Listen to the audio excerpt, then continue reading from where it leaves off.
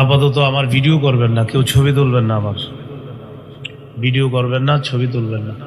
ভাই ভাই এই ভাইয়েরা এগুলো নামাইতে হবে, ওগুলো নামিয়ে ফেলতে হবে। জি জি নামিয়ে ফেলেন, লাঠিগুলাই শোয়া ফেলেন, শুয়ে ফেলেন। জি জি শোয়া ফেলেন ভাই, এটা শোয়া ফেলেন। আমার উস্তাদ একজন, ওনার মাথা হাতে আমি চলি। হযরতের একটা কথা আপনাদেরকে বলে দেই, আপাতত আমার ভিডিও করবেন না, কেউ ছবি তুলবেন না, আমার ভিডিও করবেন না, ছবি তুলবেন না।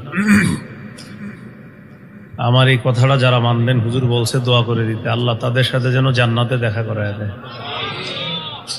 মেহরবানি করে কেউ ভিডিও করবেন না, ফেসবুক লাইভ দিবেন না, ছবি তুলবেন না, অডিও রেকর্ড করতে পারেন, ভিডিও করেন না। পরিবেশ করেন ভাইজান, ভাইজান এই ভাই বসান বসান, পরিবেশ করেন, পরিবেশ করেন, মাহফিলের পরিবেশ করেন। আমরা মুসলমান হয়েছি, আমরা এখন এই ভাই আপনি এটা বন্ধ করছেন এইভাবে রয়েছে কেন? এই জন্য আমি যখন ইউটিউবারদেরকে বলি ভিডিও করেন না, হেরা অপেক্ষা থাকে আমি নি কোনো খারাপ ব্যবহার করি।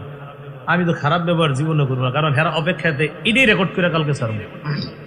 মানে কোনটা, এই যে খারাপ কিছু বলবো কালকে ছাড়বে, আমার পাগলে পাইছে, আমি কিচ্ছু করবো না, আমি মাইক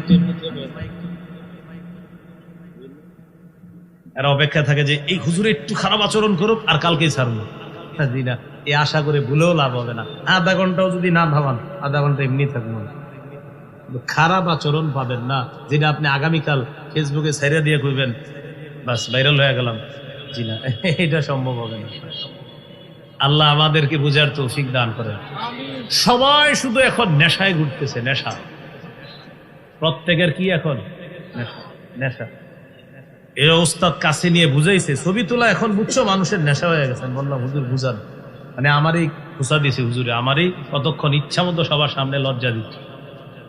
তোর যে পরিমাণ ছবি ফেসবুকে, আল্লাহর কাছে কি কবি, ওগুলা রুহ দিতে পারবি আমার? এখন আমাকে হুজুর আমি তো উঠাইনি, যারা উঠাইছে তাদেরকে বাধা দিছো? আমি না, সেটাও তো করি নাই, বাধা দাও নাই কেন?